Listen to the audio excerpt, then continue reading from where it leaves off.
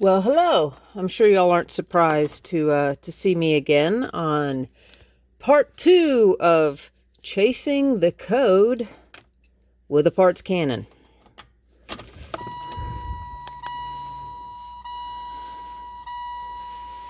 I already know the code came back, but obviously we need to go ahead and clear it because I got a sensor in the mail today. So we're going to change the purge valve. We purge valve solenoid. We already changed the vent solenoid. The vent solenoid is the one in the charcoal canister. The one we're doing today is the one up on the intake, the purge.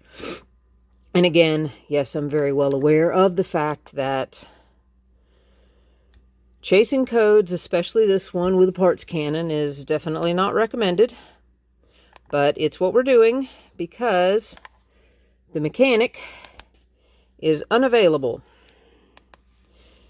to look at the car. So the only thing I can do is chase it myself right now. Oi! He's not supposed to pass out. I mean, I know it's a big deal and it's really dumb and, you know, but it's not worth fainting over. So that was very dramatic of y'all.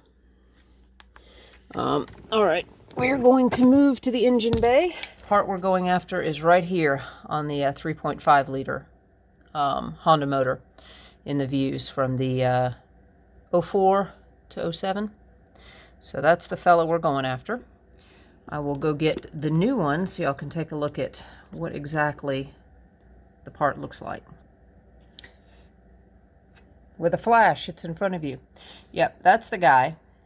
This one in particular is the Dorman version. Not very good reviews on Amazon, but then again, Amazon does get a lot of counterfeit stuff, so you never know if it's the authentic one that's giving problems. I also have an SKS version coming just in case, because, you know, we got to do what we got to do. Looks like the sensor that's on there is one from Japan, so that's good.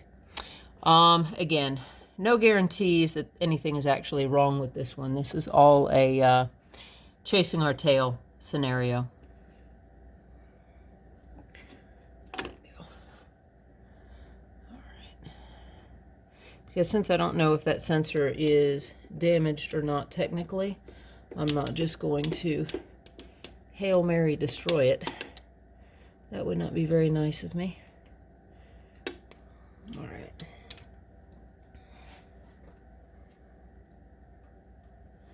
See if these little boys are what they're cracked up to be. That's these little guys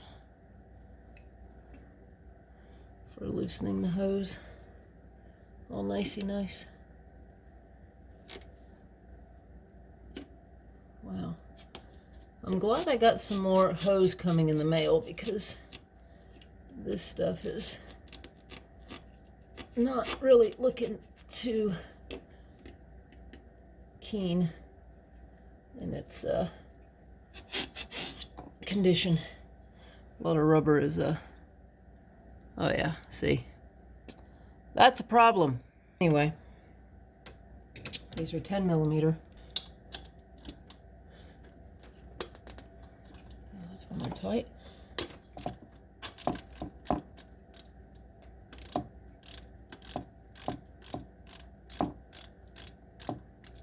You know, I got home at 7. It's 9. Intake is still quite toasty. Just saying.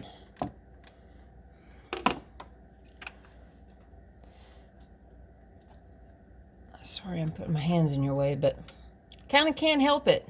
All right, I just ran him in ran him in a few threads so that as I'm breaking this lower one loose, it has something to break against. Otherwise, we're just going to keep twisting the sensor about. And that isn't really what we're going for.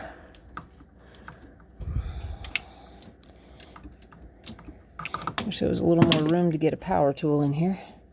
All right, let's take this top one back out. While I fiddle, I'm going to pause you all. All right. We out? We are out. Okay.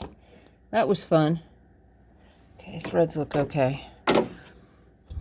Apparently someone was in here before me. I'm going to use these guys. I don't want to use a pick because if I slip, I'm going to definitely puncture a hole in this vacuum line.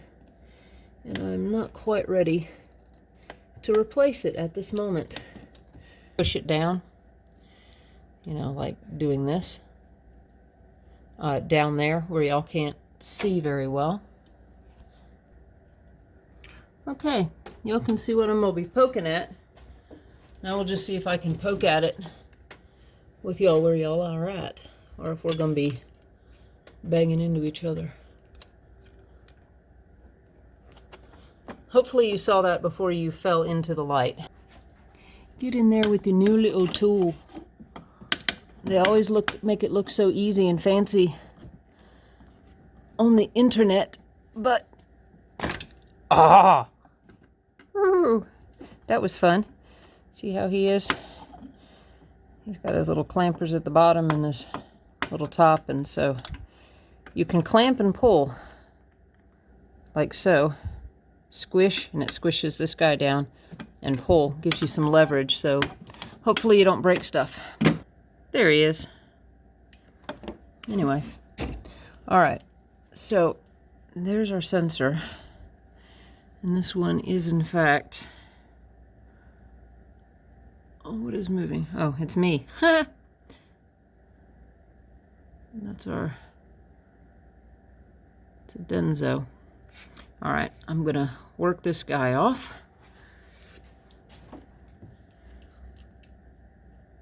And again, yeah, you can use a pick, but I'm trying not to poke any erroneous holes.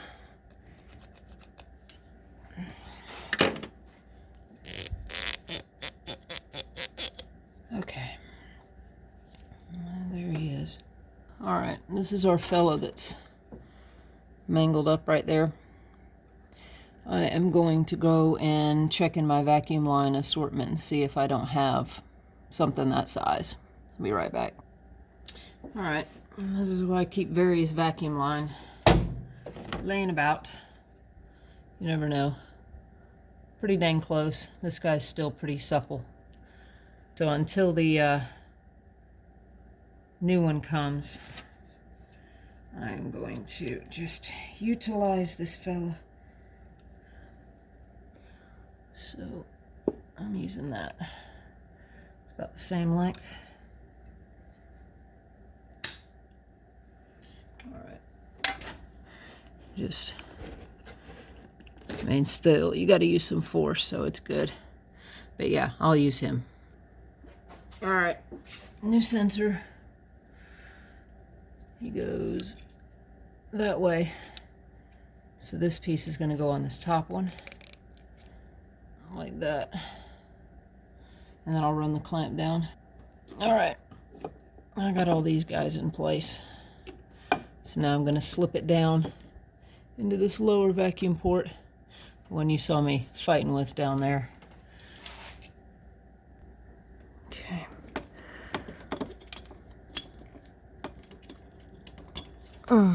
He went in there super easy.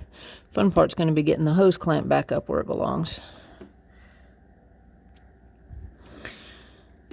I had to kind of tuck it behind the intake so I could get in here and grab this. This is probably why this was left loose, because it's a royal pain in the butt to get to. Maybe y'all can y'all can see it better, but I'm gonna keep hitting the camera.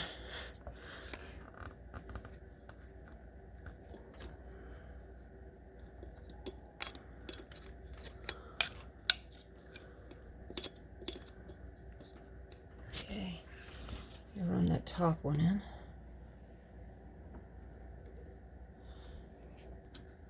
Ouch. That hose clamp is right in my hand right there. That's fun.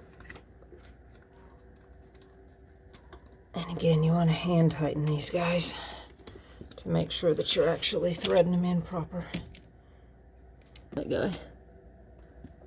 Click. Okay, we're in place. Now we want to do our little rubber guy, which would have been much easier had I done it first, but then it was going to fight me to get the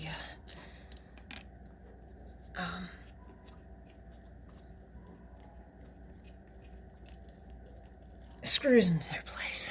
So he's on there nice and firm. All right. Do our final tightening. All right, I'm gonna do the same for the lower one. Again, coming in from the back side, much easier to get a better swing on that lower one. Now she's tightening. Give her a little click-sies. Check our top one more time.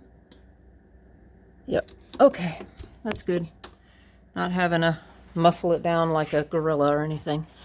So there we go, she's changed.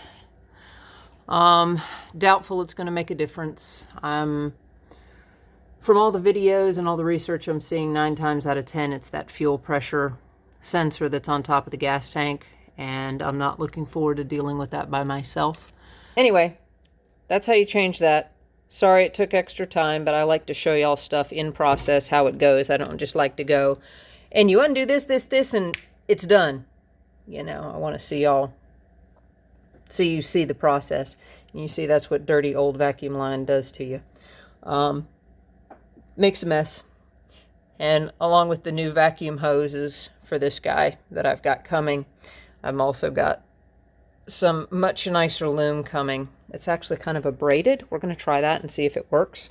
So it'll be a upgrade in looks without being the old school plastic colored loom. It's not going to be that crazy stuff. So I'll be doing some cleaning up as we go. And sorry about the shadows because I have the headlamp on. Anyway, sorry, rambling. You know me. Anyhow, yeah. So that's it. That's the process. I'm going to hang on to that sensor because, yeah, I doubt he's bad. But you've seen how to do it now. I know how to do it now. And if, in fact, by some craziness, it's closed and won't open, now I've got one in there that should work. So y'all take care. Again, sorry for the rambles. Bye-bye.